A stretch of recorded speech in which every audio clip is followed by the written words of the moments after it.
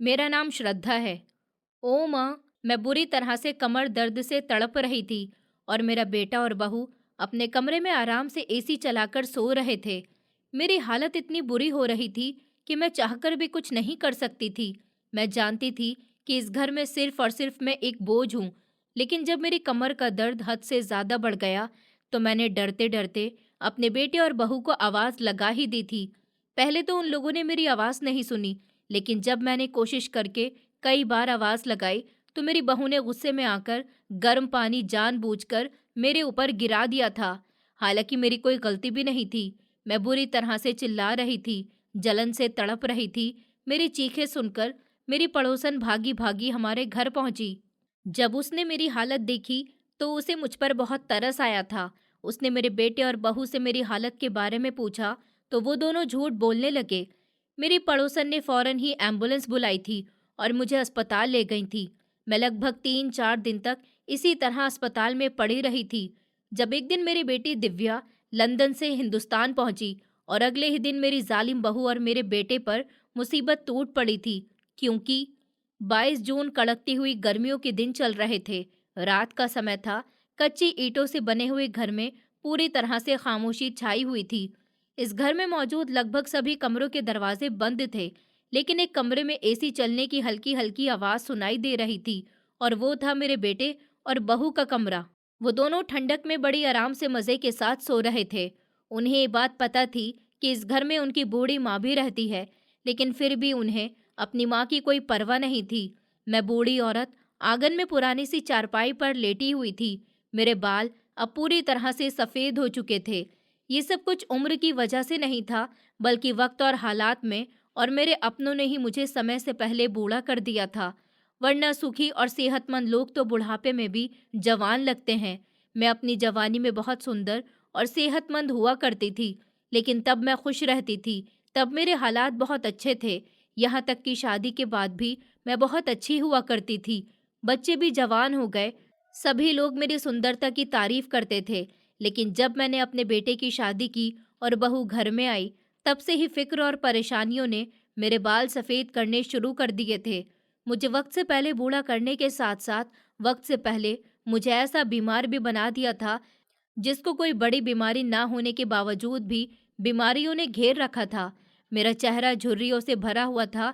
मेरी कमर में भी बहुत तेज दर्द हो रहा था, जिसकी वजह से मैं बुरी तरह से तड़प रही थी। लेकिन मेरी देखभाल करने के लिए भी कोई मौजूद नहीं था। दर्द की वजह से मेरी सांसें भी रुक रुक कर चल रही थी। कमर दर्द इतना ज्यादा तेज हो रहा था कि मैं बार बार अपनी करवट बदलने की कोशिश कर रही थी, लेकिन कमजोरी और बुढ़ापे की वजह से मैं ऐसा नहीं कर पा रही थी। ऐसा लगता था जैसे किसी ने मेरी सारी हड्डियों को एक साथ तोड़ मरोड़ कर रख दिया हो। मेरी हालत ऐसी हो गई थी कि अगर कोई अजनबी इंसान भी मुझे देख लेता, तो वो भी मुझ पर तरस खाने के लिए तैयार हो जाता। मेरे पास पहनने के लिए कपड़े भी नहीं थे। कई दिनों से मैं एक जोड़ी कपड़े पहने ही इस हालत में थी। मेरे कपड़े काफी मेले हो चुके थे, लेकिन किसी ने ना तो मेरी तरफ देखा था और ना ही मेरे कपड़ों की तरफ ध्यान दिया था। मुझे इन कपड़ों से बहुत उलझन महसूस हो रही थी। हालांकि मेरे बेटे और बहू मेरी इस हालत के बारे में बहुत अच्छे से जानते थे, लेकिन फिर भी वो दोनों अनजान बने हुए थे। जिस बेटे को मैंने इतने लाड प्यार से पाल पोस कर बड़ा किया, वही मेरे साथ किनारा करके बैठा हुआ था। उसे मेरी कोई परवाह नहीं थी। मैंने उसकी परवरिश ऐसी तो नहीं की थी। मैंने तो अपने बेटे को अच्छे संस्कार दिए थे, बड़ों की इज्जत करना सिखाया था, लोगों की मदद करना सिखाया था और माता पिता का आदर करना भी सिखाया था। मगर फिर भी न जाने क्यों मेरा बेटा इतना ज्यादा लापरवाह हो गया कि अपनी माँ की उसे ना तो कोई कदर थी और ना ही चिंता थी।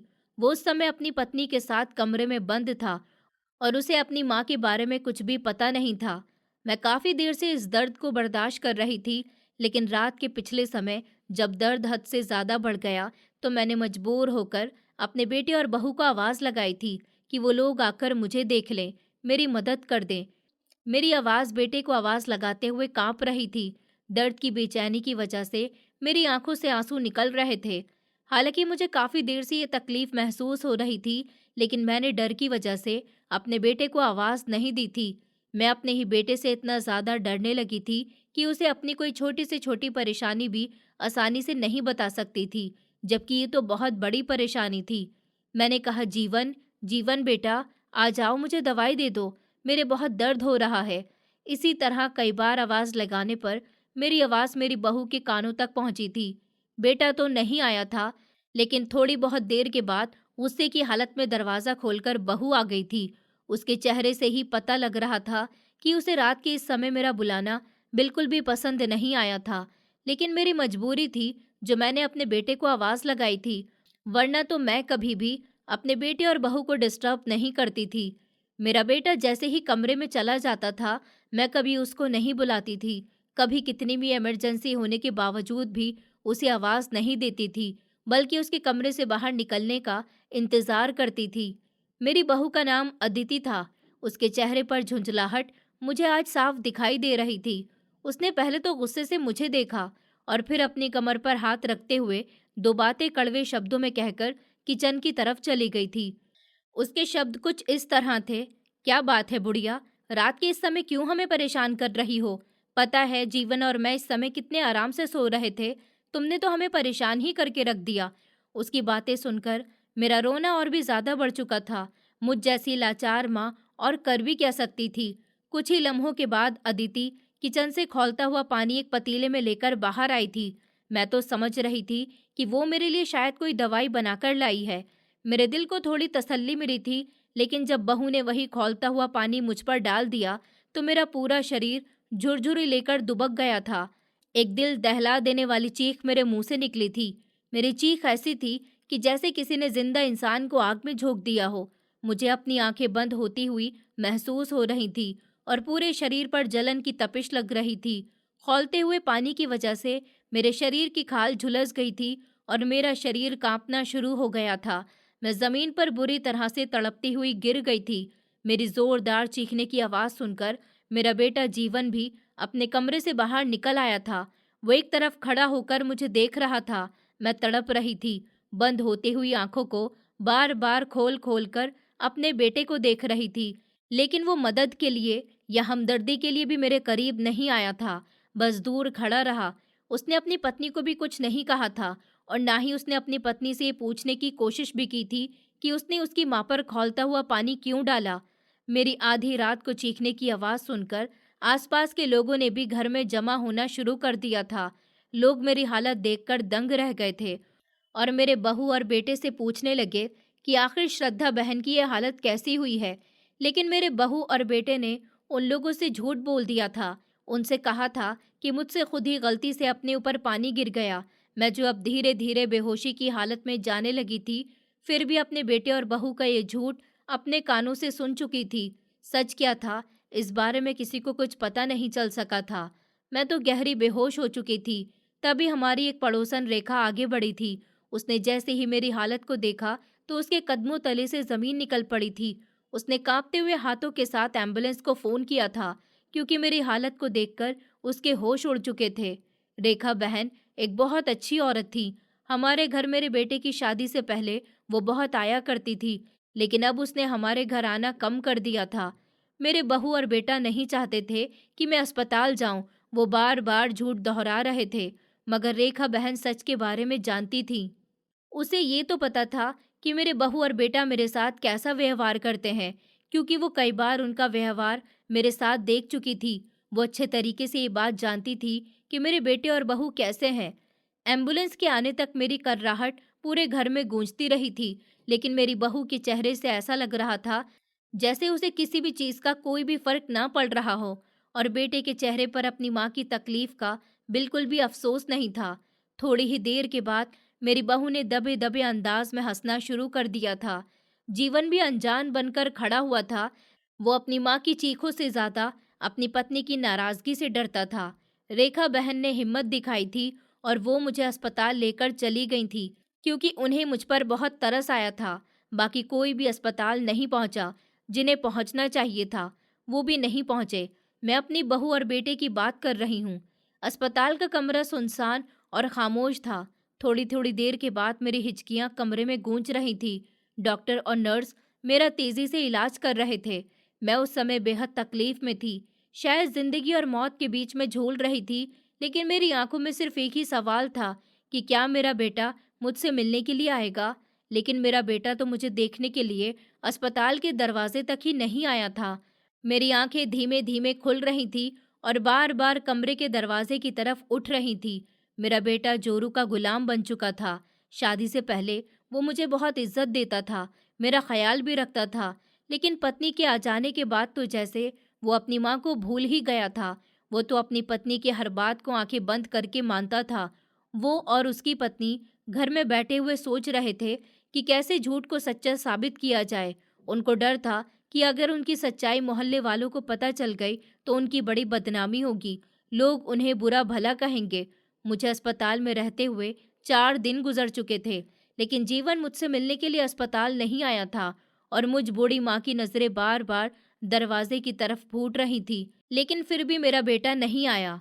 पता नहीं क्यों मेरा बेटा मुझसे इतनी नजर फेर चुका था, लेकिन मैं फिर भी उसका इंतजार कर रही थी। शायद ये मेरी ममता थी, क्योंकि मैंने बड़ी मेहनत और मजदूरी के साथ अपने बेटे को पाला था और फिर अकेले पाला था। मैंने अपने बेटे की हर ख्वाहिश को बिना किसी हिचकिचाहट के साथ माना था। मैं खुद भूखी रह लेती थी, लेकिन अपने बेटे को रोज पेट भरकर खाना खिलाया करती थी, क्योंकि मेरा पति उसके बचपन में ही मर गया था।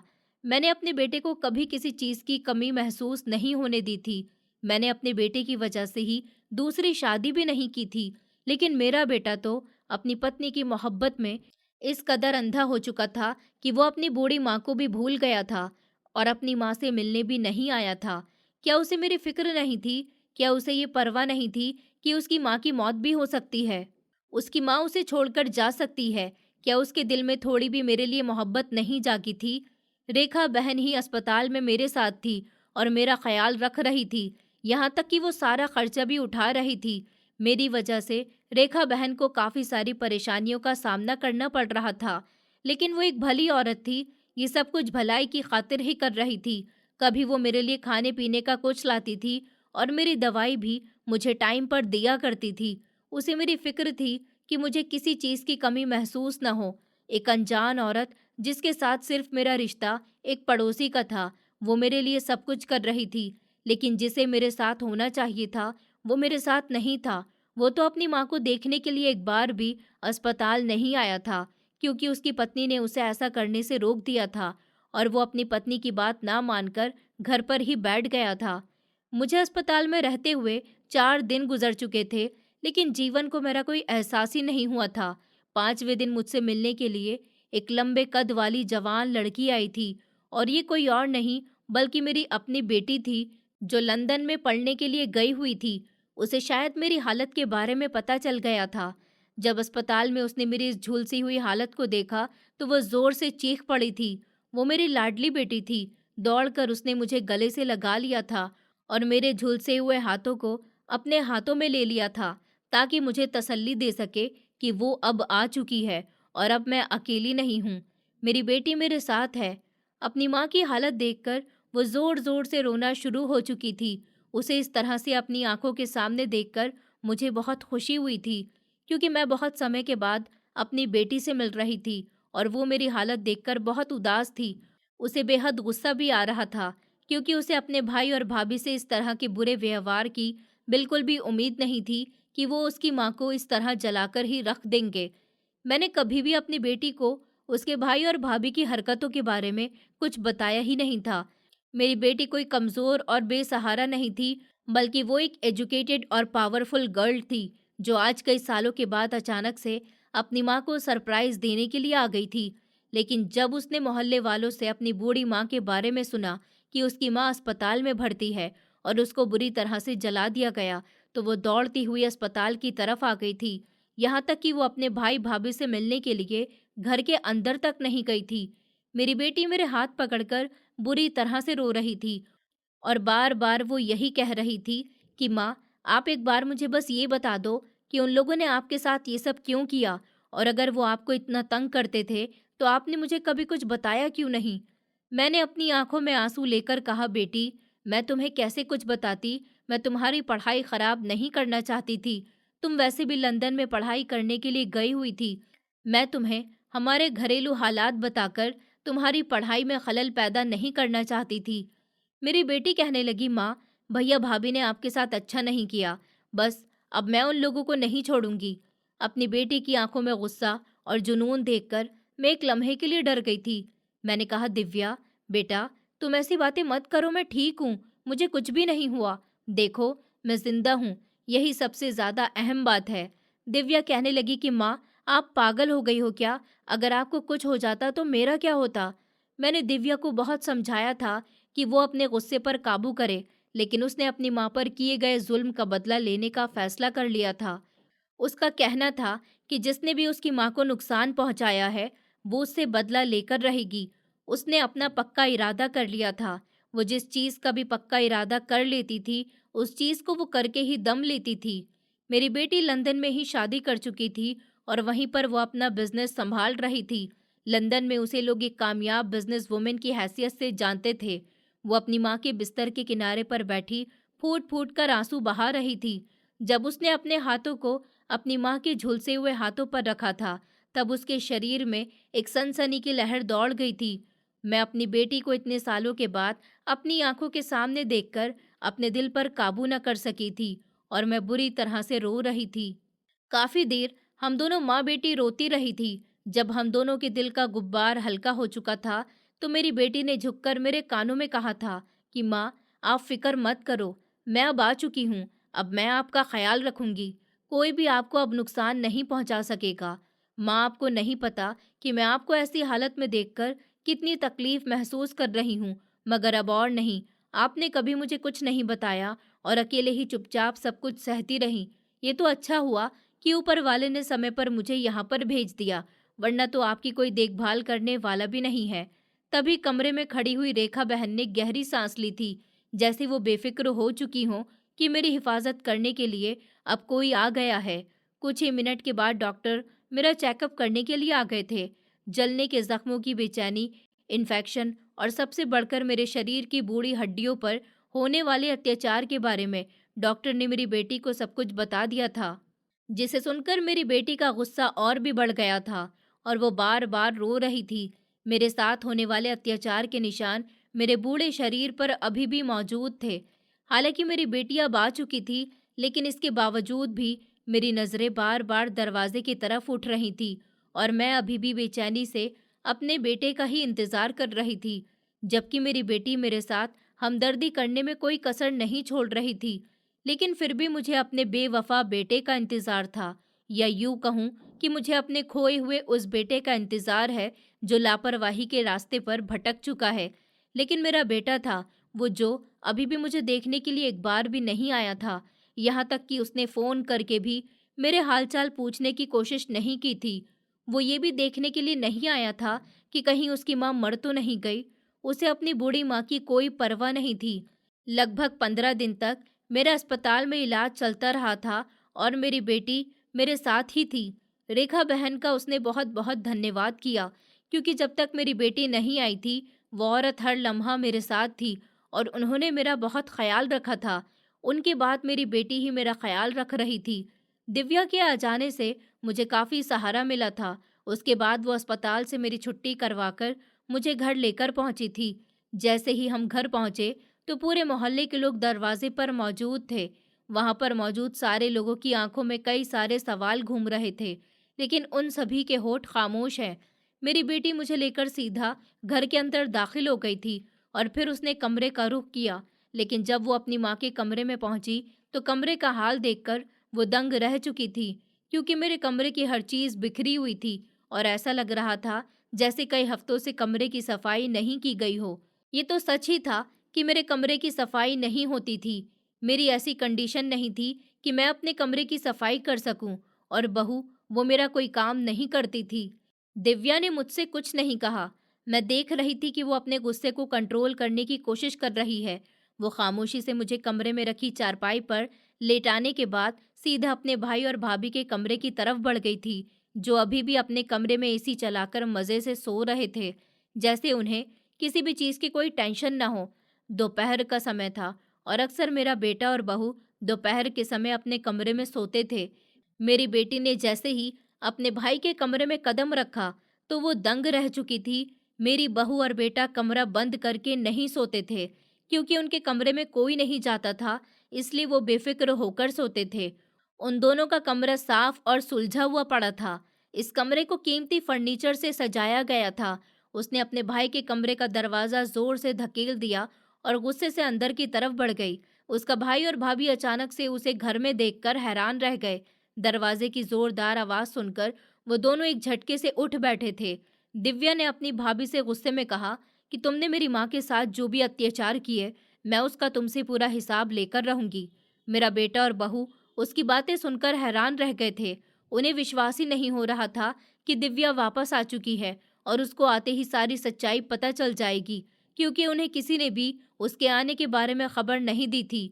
मेरी बहू जो पहले से ही उसे अचानक इस तरह देखकर घबरा गई थी, कुछ ही लम्हों के बाद उसने अपने चेहरे के एक्सप्रेशन बदलते हुए कहा था कि दिव्या, तुम ये किस तरह की बातें कर रही हो और तुम कब आई? हमें तुम्हारे आने के बारे में पता ही नहीं चला।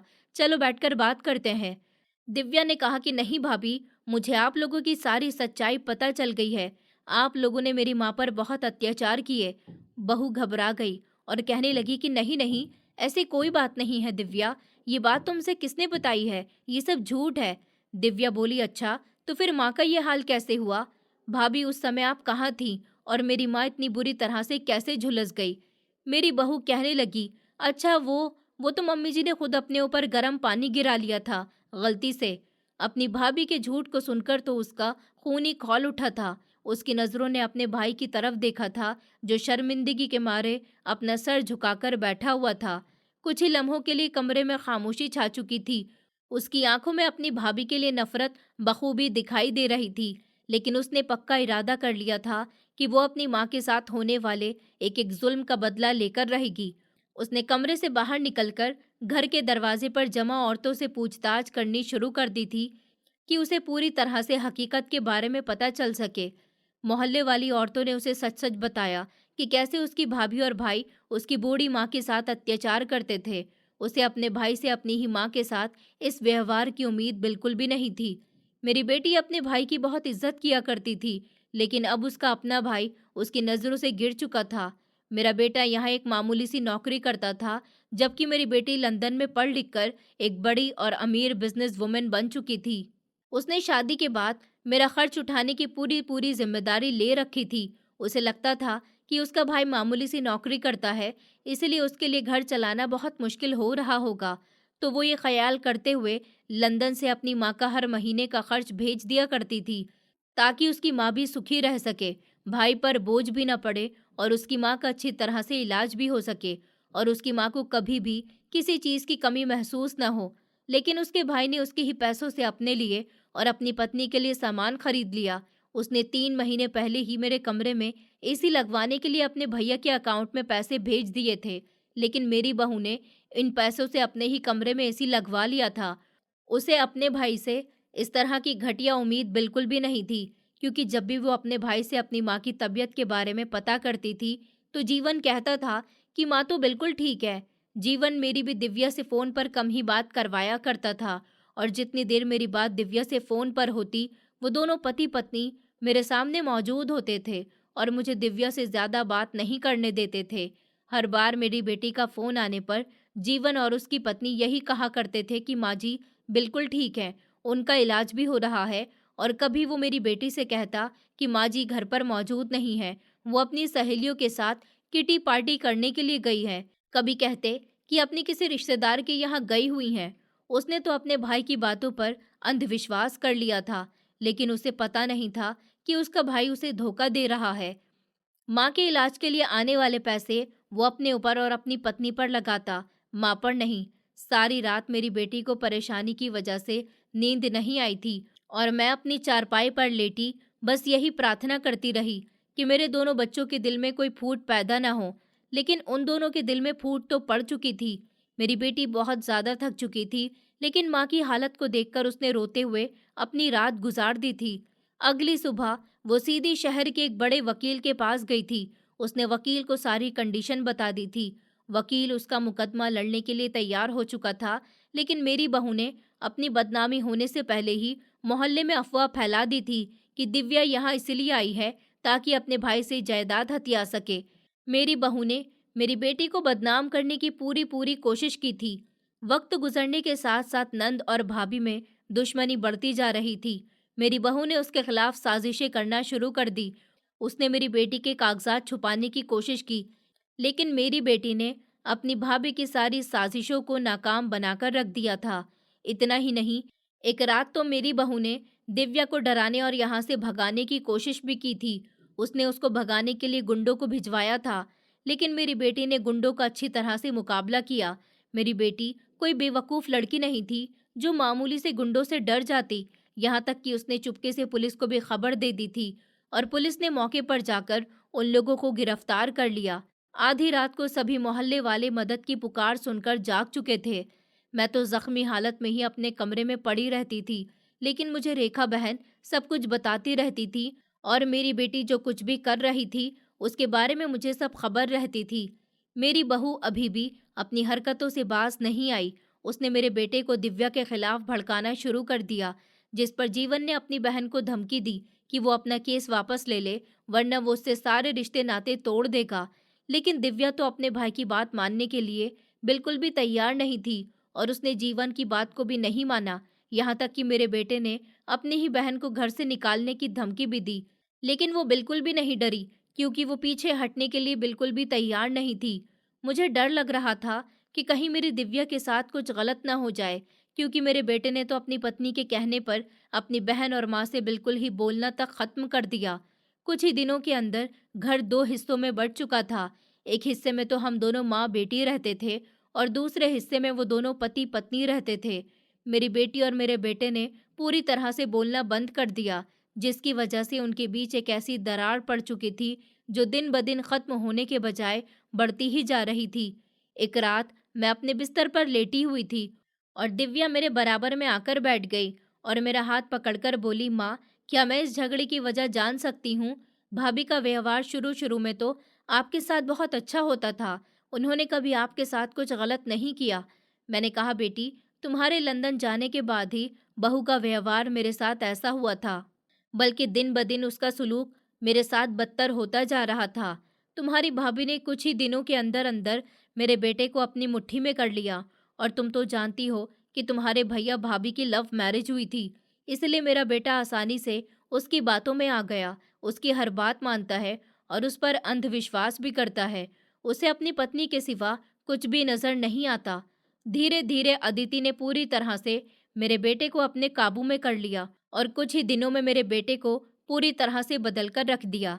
ये सब कहते हुए मेरी आंखों में आंसू आ गए थे। मैंने आगे अपनी बेटी को बताया, बेटी, तुम्हारी भाभी हर दिन मुझे एक नई तकलीफ देने की कोशिश करती थी। हालांकि मैंने कभी उसे कुछ भी नहीं कहा था, बल्कि मैं उसकी हर बात को मानती थी। वो मुझसे घर के काम भी करवाया करती थी।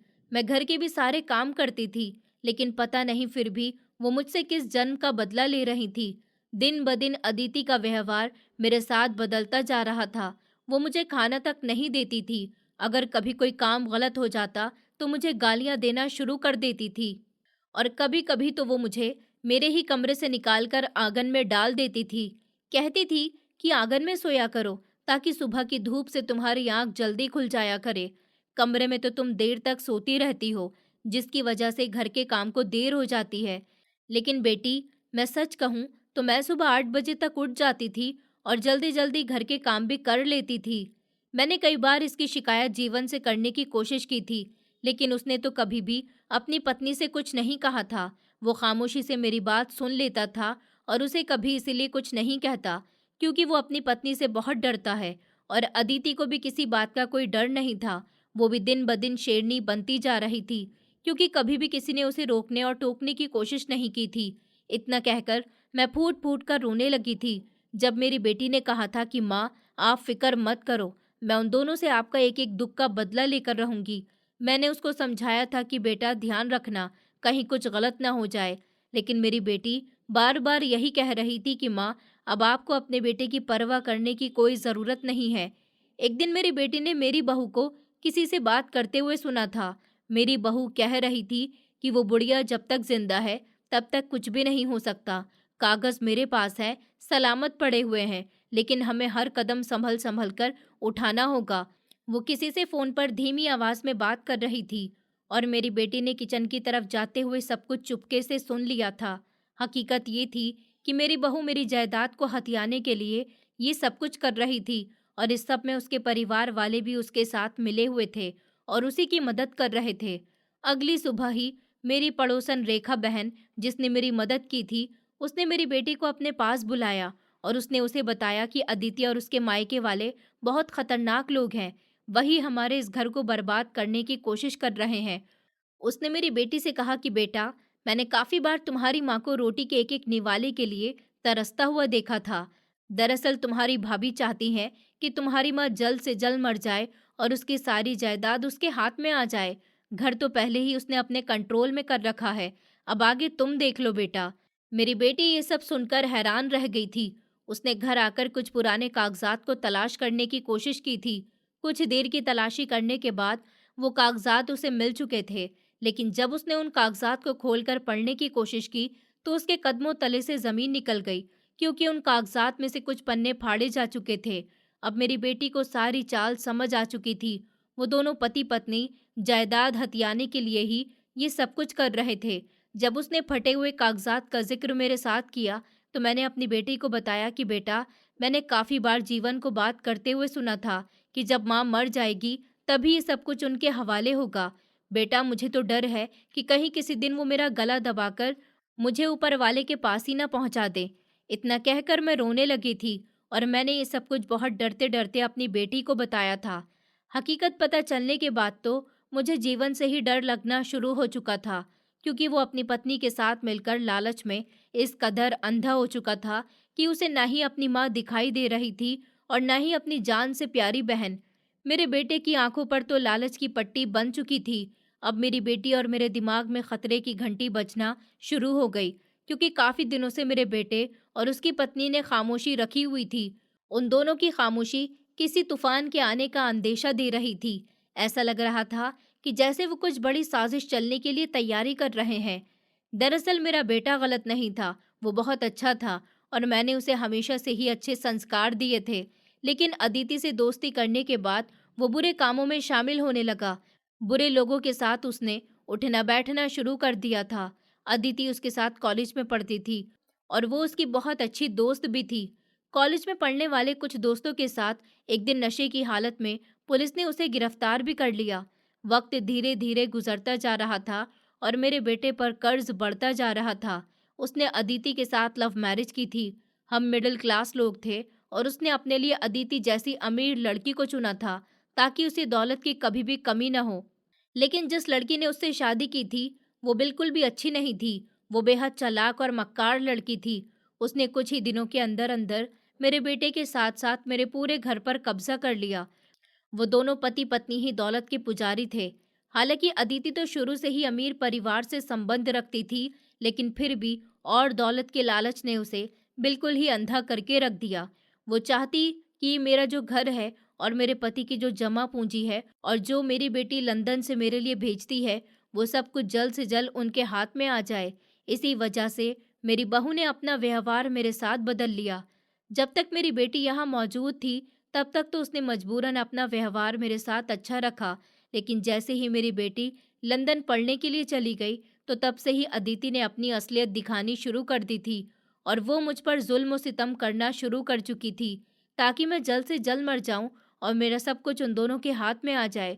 ये सब कुछ जब मेरी बेटी को पता चला तो उसके कदम जमीन पर जम चुके थे। उसे बिल्कुल भी विश्वास नहीं हो रहा था कि उसका मासूम दिखने वाला भाई इस कदर चालाक और मक्कार भी हो सकता है। उसने बात करने के लिए रात को ही अपने भाई को बुलाया था, ताकि वो उसके साथ डायरेक्टली बात कर सके। उसने जीवन से कहा था कि तुम लोग मेरी माँ को मारना चाहते हो, ऐसा मैं नहीं होने दूंगी और ना ही उनका कुछ भी तुम लोगों के हवाले होने दूंगी। जीवन ने कहा, तो फिर बात साफ कर लेते हैं। माँ हमारे रास्ते की रुकावट है, इसलिए हम उनसे छुटकारा पाना चाहते हैं। मेरी बेटी ने अपने भाई को समझाया था कि जो कुछ भी तुम लोगों के पास है वो मेरी माँ की ही मेहनत से बना हुआ है और आज इस माँ को मारने पर तुम तुले हुए हो। तुम्हें बिल्कुल भी शर्म नहीं आती भैया। मुझे तो अफसोस हो रहा है कि एक बेटा ही अपनी माँ को मारने के बारे में सोच रहा है। उसने अपने भाई की आंखों में आंखें डालकर कहा, भैया, कल को आपकी औलाद भी आपकी तरह ही होगी और वो भी आपको मारने के बारे में सोचेगी। तब आपको पता चलेगा कि माता पिता का दुख क्या होता है।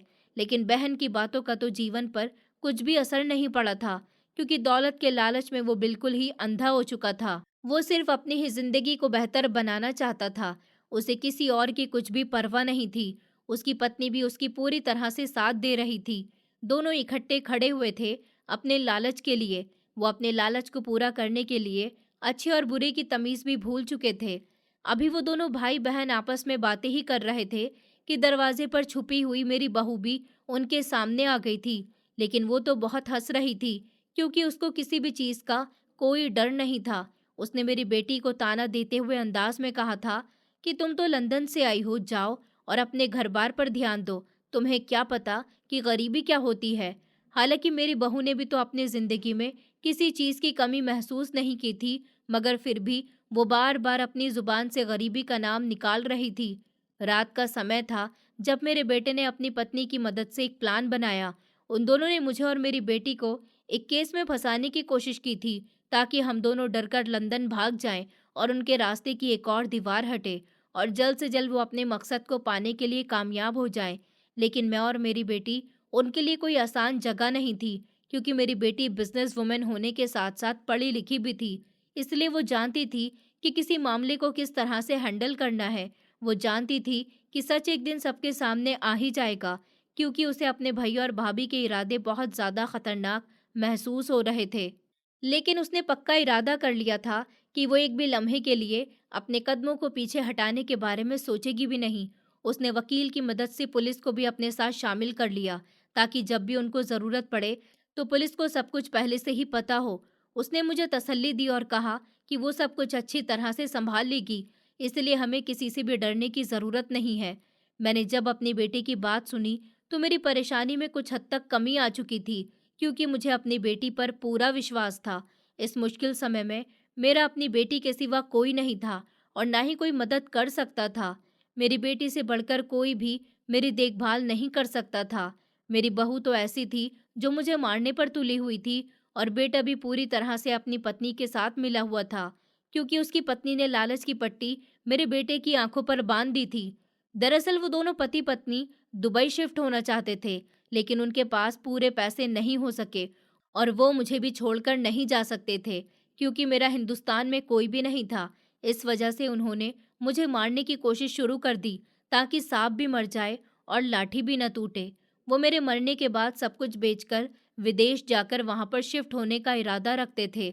इस वजह से उन्होंने मेरे साथ बेवजह ही बुरा सलूक करना शुरू कर दिया, ताकि मैं जल्द से जल्द अच्छा खाना और अच्छी देखभाल न मिलने की वजह से मर जाऊं और उनकी जान छूट जाए और वो अपनी मर्जी की जिंदगी गुजारना शुरू कर दें। वो सब कुछ अपने बेहतर भविष्य के लिए कर रहे थे, लेकिन उनका तरीका गलत था। उन्होंने अपना भविष्य बेहतर करने के लिए गलत रास्ते को चुना था, और वो इस रास्ते पर बिना कुछ सोचे समझे चलते ही जा रहे थे। वो दोनों किसी की बात सुनने के लिए बिल्कुल भी तैयार नहीं थे। कुछ ही दिनों के बाद कोर्ट में उनकी पहली पेशी आई थी। इस पर भी मेरे बेटे और बहू को कोई भी फर्क नहीं पड़ा था, क्योंकि उन्होंने अपनी तरह से पूरी तैयारी कर ली थी। उन्होंने एक अच्छे वकील को हायर कर लिया था। हमारा और उनका दोनों वकील ही मुकाबले के थे। अदालत का कमरा बुरी तरह से भरा हुआ था। एम्बुलेंस की मदद से मुझे भी अदालत में लाया गया, ताकि मैं भी अपनी गवाही दे सकूं। मेरे पूरे शरीर पर पट्टियां बनी हुई थीं, क्योंकि मैं इतनी ज़्यादा जल चुकी थी कि मेरे शरीर के जख्म धीरे धीरे पस छोड़ रहे थे। उसी समय मेरा बेटा और बहू बहुत ही घमंड के साथ अदालत के कमरे में दाखिल हुए। उनके साथ उनका वकील भी आया हुआ था, जिसके हाथों में कागजों का एक बहुत बड़ा ढेर था। जज साहब अपनी कुर्सी पर बैठे हुए थे। जैसे ही मुकदमा शुरू हुआ, मेरी बहू और बेटी की तरफ से हायर किए गए वकील ने बोलना शुरू कर दिया। उसका कहना था कि ये सब कुछ झूठ है। मेरे क्लाइंट पर इल्ज़ाम लगाने की कोशिश की जा रही है, उनको फंसाया जा रहा है। श्रद्धा जी पर गर्म पानी गिरना सरासर एक हादसा था, ना कि किसी की साजिश। इस वकील की बात सुनने के बाद दूसरा वकील आगे बढ़ा और उसने हमारी पड़ोसन रेखा बहन को अदालत के कमरे में दाखिल होने के लिए कहा। जैसे ही मेरे बेटे और बहू की नज़र पड़ोसन पर पड़ी, उनके चेहरे का तो रंग ही उड़कर रह गया, क्योंकि उन्हें बिल्कुल भी उम्मीद नहीं थी कि रेखा बहन उन लोगों के खिलाफ बोलने के लिए अदालत के कमरे में भी आ जाएंगी, क्योंकि वो तो सिर्फ उसे एक कमज़ोर औरत समझ रहे थे। उन्हें क्या पता था कि वो उनके खिलाफ गवाही देने के लिए भी अदालत के कमरे में आ जाएंगी। रेखा बहन के चेहरे पर डर और हिचकिचाहट साफ दिखाई दे रही थी, लेकिन मेरी बेटी ने उनका हाथ थाम लिया था ताकि उन्हें हौसला हो और उनके दिल में मौजूद डर पूरी तरह से खत्म हो जाए। रेखा बहन ने कटघरे में खड़े होकर बोलना शुरू कर दिया था। उन्होंने सबके सामने सब कुछ सच-सच बता दिया था कि उन्होंने अपनी आंखों से देखा था कि जीवन की पत्नी अदिति ने जानबूझकर श्रद्धा बहन पर खौलता हुआ पानी गिराया था ताकि वो जल्द से जल्द मर जाए। रेखा बहन की बात सुनकर मेरी बहू के चेहरे का रंग उड़ चुका था, क्योंकि उसने सोचा हुआ था कि वो जो कुछ भी मेरे साथ करेगी, इसके बारे में किसी को कुछ पता ही नहीं चलेगा। हमारी तरफ से हायर किए गए वकील ने मेरे अस्पताल की रिपोर्ट भी जज के सामने पेश कर दी ताकि जज साहब को सब कुछ पता चल सके। लेकिन रेखा बहन की बात सुनकर जज साहब की आंखों में सख्ती आ चुकी थी। वकीलों के बीच सवाल जवाब का सिलसिला काफी देर तक जारी रहा था। कभी उनके बीच ऊंची आवाजें हो जाती थी और कभी धीमी, क्योंकि कोई भी पीछे हटने को तैयार नहीं था। समय गुजरता जा रहा था।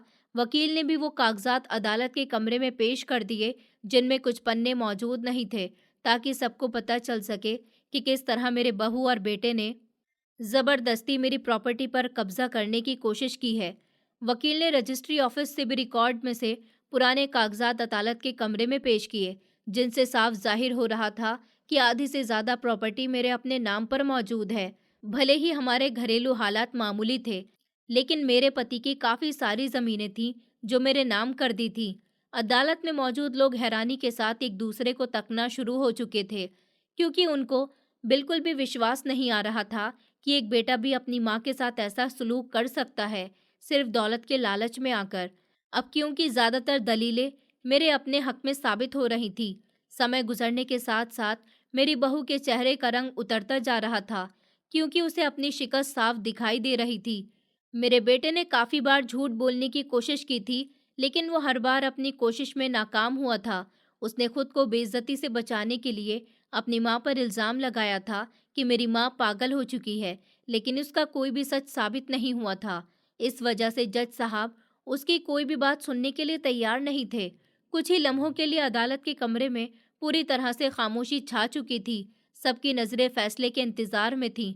जज साहब भी खामोश बैठे हुए थे, क्योंकि अब फैसला सुनाने का समय हो चुका था। हर नज़र जज साहब की जुबान से निकलने वाले शब्दों का इंतजार कर रही थी। और फाइनली जज साहब ने अपना आखिरी फैसला सुनाना शुरू कर दिया। उनका कहना था कि श्रद्धा जी के साथ जुल्म हुआ था, इसलिए जज साहब ने नाजायज तरीके से जायदाद हथियाने की वजह से और इन्वेस्टिगेशन की वजह से मेरे बहू और मेरे बेटे को कसूरवार साबित कर दिया, क्योंकि वो दोनों कसूरवार थे। उन्होंने न सिर्फ एक गलती की थी, बल्कि उन्होंने एक गलती के बाद दूसरी गलती भी की थी। जज साहब की बात सुनकर अदालत के कमरे में भूचाल आ चुका था। कुछ लोगों के चेहरे खुशी की वजह से मुस्कुरा रहे थे और कुछ लोगों के चेहरे के रंग उड़ चुके थे। जो लोग मेरे हक में थे, उनके चेहरे की खुशी साफ दिखाई दे रही थी, लेकिन मेरे बेटे और बहू के चेहरों पर हवाइयां उड़ चुकी थी। उन्होंने अपनी गलतियों को छुपाने की बहुत कोशिश की थी, लेकिन फिर भी उनकी गलतियां सबके सामने आ चुकी थी। मेरे बेटे ने कांपते हुए मेरी तरफ देखा था, क्योंकि वो अपनी माँ से अब माफ़ी मांगना चाहता था, सज़ा से बचने के लिए, लेकिन अब बहुत देर हो चुकी थी। अदालत के फैसले ने उन दोनों को कानून के शिकंजे में जकड़ लिया था। मेरी बहू को कैद और जुर्माने की सज़ा सुनाई गई थी और मेरे बेटे को अदालत ने सख्त हुक्म जारी किए थे। कुछ ही देर में पुलिस के ऑफिसर आगे की तरफ बढ़े और उन्होंने उन दोनों के हाथों में हथकड़ियां डाल दी थी। मेरी बहू ने चीखना शुरू कर दिया और धमकियां देने की कोशिश की, लेकिन उसके चिल्लाने और धमकियां देने का किसी पर भी कोई असर नहीं पड़ा, क्योंकि कोई भी उसकी कोई भी बात सुनने के लिए तैयार नहीं था। लोगों की भीड़ में दोनों के खिलाफ बातें होना शुरू हो गईं। वहां मौजूद सारे लोगों की जुबानों पर अलग अलग तरह की कहानी थी। जैसे ही पुलिस वालों ने मेरे बेटे को ले जाने की कोशिश की, तो उसने रोना शुरू कर दिया और उसने जोर से पुकारा था, माँ, मुझे माफ़ कर दो, मुझसे गलती हो गई, मैं तुमसे अपनी गलतियों की माफ़ी मांगता हूँ, मुझे माफ़ कर दो, मुझे बचा लो माँ, मैं जेल नहीं जाना चाहता। उसने ज़ोर ज़ोर से रोना शुरू कर दिया और मेरी बहू भी रो रही थी, लेकिन अब मैंने अपने दिल को पक्का कर लिया और अपने बेटे की कोई भी बात नहीं सुनी, क्योंकि मैं अपने बेटे को माफ़ करने के लिए बिल्कुल भी तैयार नहीं थी। एक दिन मेरे शरीर के ज़ख्म तो भर जाने थे, लेकिन मेरी आत्मा पर जो ज़ख्म लगे थे, वो कभी ख़त्म नहीं होते। बेटे की हालत को देखकर मेरी आंखों में आंसू आ गए, लेकिन मैंने अपना मुंह दूसरी तरफ कर लिया।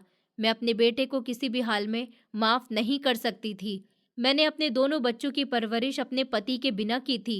मैंने सबसे ज्यादा लाड प्यार अपने बेटे को ही किया था। मेरी बेटी को पढ़ने लिखने का बहुत शौक था, तो मैंने उसे अपनी मेहनत की कमाई से पढ़ाया था। जवान होने के बाद मेरी बेटी ने कहा कि वो लंदन पढ़ने के लिए जाना चाहती है, लेकिन मेरे पास इतने पैसे नहीं थे। मेरे पति की दी हुई जमीन जायदाद को मैंने कभी बेचने का इरादा नहीं किया था, मगर मेरी एक जमीन थी जिसको बेचकर मैंने अपनी बेटी को लंदन में पढ़ने के लिए भेज दिया। मैंने इसकी ख्वाहिश पूरी कर दी। हमारी कोई भी जमीन बनी हुई नहीं थी। मैं चाहती तो किसी भी जमीन पर घर बनाकर उसे किराए पर देकर अपना और अपने बच्चों का गुजारा आसानी से कर सकती थी, लेकिन मैं चाहती थी कि मेरे पति की खरीदी हुई कोई भी जमीन न बिक सके। मगर मैं अपनी बेटी की जिद के आगे मजबूर हो चुकी थी और फिर उसका पढ़ने का सपना भी पूरा करना चाहती थी। इसीलिए दिल पर पत्थर रखकर मुझे अपने पति की एक जमीन बेचनी पड़ गई और मेरी बेटी लंदन पढ़ने के लिए चली गई। वहां जाकर उसने खबर भेजी कि वो शादी भी कर चुकी है और उसकी पढ़ाई भी कुछ सालों के बाद पूरी हो गई, लेकिन उसने वहां तरक्की भी हासिल कर ली थी। मुझे अपनी बेटी से कोई नाराजगी नहीं थी कि उसने यहाँ शादी क्यों नहीं की, क्योंकि मैं जानती थी कि पढ़े लिखे बच्चे ऐसे ही होते हैं। वहां जाकर जब मेरी बेटी एक कामयाब औरत बन गई तो मुझे बहुत खुशी हुई, और आज मुझे सबसे ज़्यादा खुशी हुई जब मेरी बेटी ने अकेले ही डटकर अपनी माँ को इंसाफ दिलाया और अपने भैया भाभी को उनकी गलतियों की सज़ा दिलवाई। मेरी बेटी भी आज मेरे गले से लिपटकर रो रही थी, क्योंकि जिस भाई पर वो अपनी जान छिड़कती थी, उस भाई ने भी उसे नुकसान पहुंचाने की कोशिश की।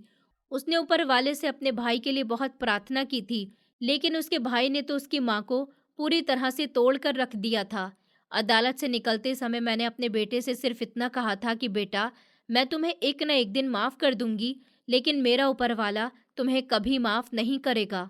अच्छा होता कि ऊपर वाला मुझे तुम जैसा बेटा ही न देता। मुझे तुम जैसे बेटे की अब ज़रूरत नहीं। मेरी बात सुनकर मेरा बेटा दहाड़े मार मार कर रोने लगा। पुलिस वाले उसे घसीट कर ले जा रहे थे, लेकिन वो बार बार मुझसे माफ़ी मांग रहा था। कुछ ही दिनों के बाद वो अपना दिमागी संतुलन खो बैठा। अदालत के फैसले की वजह से मैं बहुत खुश थी, हालांकि मुझे पता था कि मैं कभी भी अपने बेटे से दोबारा नहीं मिल पाऊंगी। फिर भी मुझे सुकून था। सारी मुश्किलें मेरी ज़िंदगी से अब ख़त्म हो चुकी थी, क्योंकि मेरी बेटी मेरे साथ थी। उसने मुझे कहा था कि वो मुझे अपने साथ लंदन लेकर जाएगी, क्योंकि उसका पति बार बार उसे फ़ोन करके बुला रहा है और कह रहा है कि तुम अपनी माँ को लेकर यहीं पर आ जाओ। यहाँ पर मम्मी जी की एक नई ज़िंदगी शुरू होगी और हम यहाँ उनका बहुत ख्याल रखेंगे।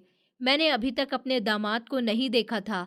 मेरी बेटी ने बताया था कि उसका पति एक बहुत अच्छा इंसान है, इसीलिए मैं अपने दामाद से मिलने के लिए बहुत ज़्यादा एक्साइटेड थी।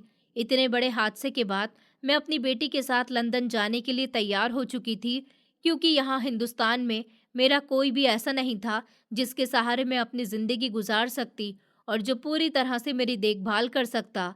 यहाँ पर पड़ी हुई मेरे पति की ज़मीनें उनकी आखिरी निशानी है, जिनको मैंने आज तक नहीं बेचा। उन सभी ज़मीनों को मैंने अपनी बेटी के नाम कर दिया और कुछ दिनों के बाद मैं अपनी बेटी के साथ लंदन चली गई। लेकिन लंदन जाने से पहले एयरपोर्ट पर मेरी आंखों में आंसू आ गए थे, क्योंकि मैं नहीं चाहती थी कि मैं अपने देश को छोड़कर जाऊं। अगर यहाँ पर मेरे साथ जो कुछ हो चुका था, अब मैं यहाँ रहकर उस सब को याद नहीं करना चाहती थी। जैसे ही हम लंदन पहुंचे तो वहाँ की एक ठंडी हवा ने मेरा स्वागत किया था, जिसकी वजह से मैंने सुकून की सांस ली थी। एयरपोर्ट पर ही मुझे मेरे दामाद हैरी लेने के लिए आ गए थे, जो लंदन में ही रहते थे और मेरी बेटी से बहुत प्यार करते थे। मेरी बेटी बहुत खुश थी। मैंने अपनी बेटी को गले से लगाया और अपने बेटे दामाद को आशीर्वाद दिया था। मेरी बेटी भी अपने पति को इतने दिनों के बाद देखने की वजह से भावुक हो गई थी। मेरे दामाद ने हाथ में पड़े हुए फूल मुझे दिए। कुछ ही घंटों का सफ़र तय करने के बाद हम उस घर में पहुंच गए जिसमें मेरी बेटी अपने बच्चों के साथ रहती थी। वहां पर उस घर में मौजूद नौकरों ने मेरा बहुत अच्छी तरह से ख्याल रखा था। मैं यहाँ लंदन में अपनी बेटी और अपने दामाद के साथ एक खुशहाल जिंदगी गुजार रही हूँ, और जल्द ही अब मेरी बेटी भी मुझे नानी बनाने वाली है। मुझे इंतज़ार है उसकी संतान का, क्योंकि मेरी बेटी और दामाद तो अपने कारोबार में लगे रहते हैं। मैं उसके बच्चों को संभाल कर अपना अकेलापन दूर कर सकूंगी। मैं लंदन में अपने देश से दूर ही सही, लेकिन खुश हूँ, मगर मुझे अपना देश आज भी बहुत याद आता है। दोस्तों, उम्मीद करती हूँ आपको हमारी कहानी पसंद आई होगी। कहानी पसंद आई है तो वीडियो को लाइक करें। चैनल पर नए हैं तो चैनल को सब्सक्राइब करें और हाँ, नोटिफिकेशन बेल को ज़रूर दबाएं ताकि अगली अपडेट सबसे पहले आपको मिले।